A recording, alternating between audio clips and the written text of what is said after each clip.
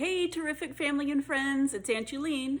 Today we are reading Strega Nona. This is about a kind magical witch who gets an assistant named Big Anthony, and Big Anthony gets himself into trouble. Strega Nona, an original tale written and illustrated by Tommy DePaula. In a town in Calabria, a long time ago, there lived an old lady everyone called Strega Nona, which meant Grandma Witch. Although all the people in town talked about her in whispers, they all went to see her if they had troubles. Even the priest and the sisters of the convent went, because Strega Nona did have a magic touch. She could cure a headache with oil, water, and a hairpin. She made special potions for the girls who wanted husbands. And she was very good at getting rid of warts. But Strega Nona was getting old, and she needed someone to help her keep her little house and garden. So she put up a sign in the town square. And Big Anthony, who didn't pay attention, went to see her. "Anthony," said Strega Nona, "you must sweep the house and wash the dishes. You must weed the garden and pick the vegetables. You must feed the goat and milk her. And you must fetch the water. For this, I will give you 3 coins and a place to sleep and food to eat." "Oh, grazie," said Big Anthony. "The one thing you must never do," said Strega Nona, "is touch the pasta pot. It is very valuable, and I don't let anyone touch it." "Oh, see, yes," said Big Anthony. And so the days went by. Big Anthony did his work, and Strega Nona met with the people who came to see her for headaches and husbands and warts. Big Anthony had a nice bed to sleep in next to the goat shed, and he had food to eat. One evening, when Big Anthony was milking the goat, he heard Strega Nona singing. Peeking in the window, he saw Strega Nona standing over the pasta pot. She sang, "Bubble, bubble, pasta pot, boil me some pasta nice and hot. I'm hungry and it's time to sup. Boil enough pasta to fill me up." And the pasta pot bubbled and boiled and was suddenly filled with steaming hot pasta. Then Strega Nona sang, "Enough, enough, pasta pot. I have my pasta nice and hot. So simmer down, my pot of clay, until I'm hungry another day." "How wonderful," said Big Anthony. "That's a magic pot for sure."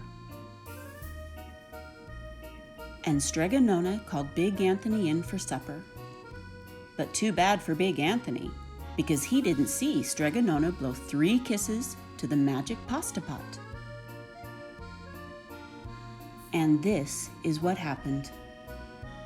The next day, when Big Anthony went to the town square to fetch the water, he told everyone about the pasta pot.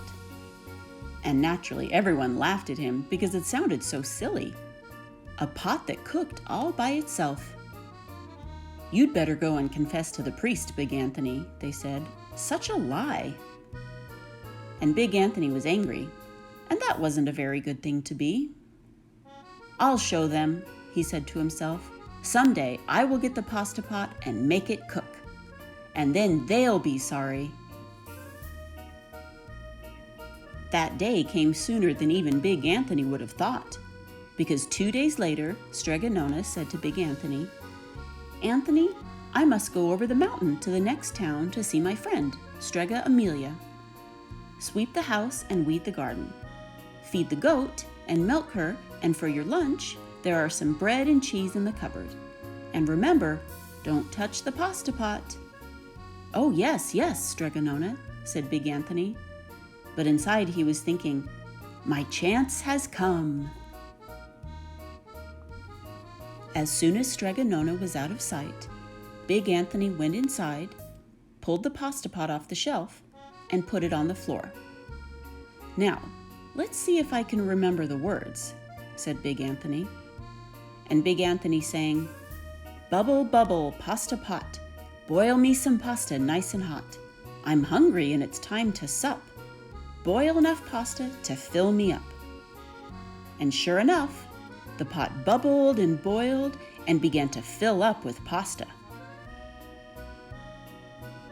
"Aha!" said Big Anthony, and he ran to the town square, jumped on the fountain, and shouted, "Everyone get forks and plates and platters and bowls. Pasta for all at Strega Nona's house. Big Anthony has made the magic pasta pot work."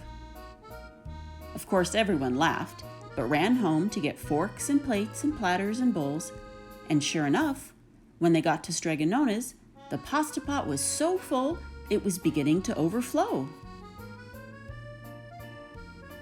Big Anthony was a hero. He scooped out pasta and filled the plates and platters and bowls. There was more than enough for all the townspeople, including the priests and the sisters from the convent. And some people came back for 2 and 3 helpings, but the pot was never empty. When all had had their fill, Big Anthony sang, "Enough, enough, my pasta pot. I have my pasta nice and hot. So simmer down, my pot of clay, until I'm hungry another day." But alas, he did not blow the 3 kisses. He went outside, and to the applause of the crowd, Big Anthony took a bow. He was so busy listening to the compliments from everyone that he didn't notice the pasta pot was still bubbling and boiling, until a sister from the convent said, "Oh, Big Anthony, look!" And pasta was pouring out of the pot all over the floor of Strega Nona's house and was coming out the door. Big Anthony rushed in and shouted the magic words again, but the pot kept bubbling. He took the pot off the floor, but pasta kept on pouring from it. Big Anthony grabbed a cover and put it on the pot and sat on it.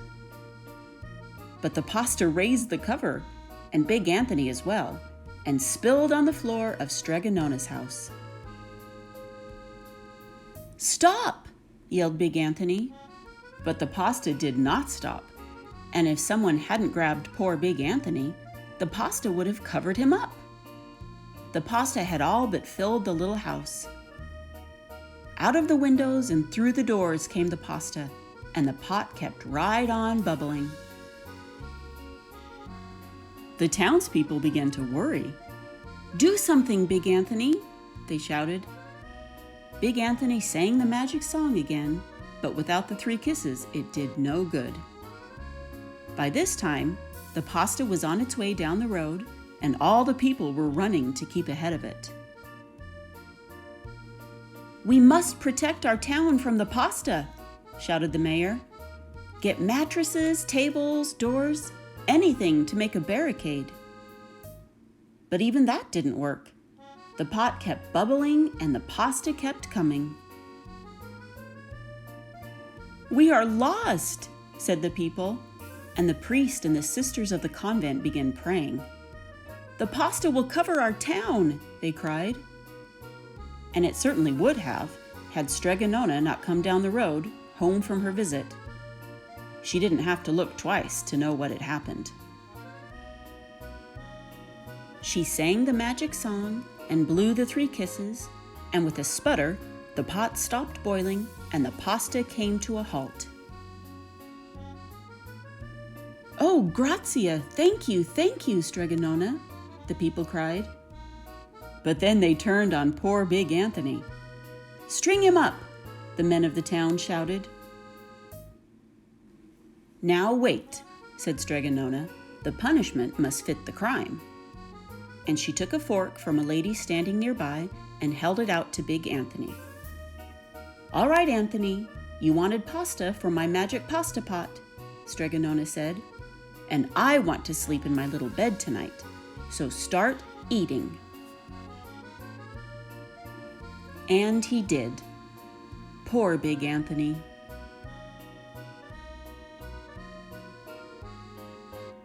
The end.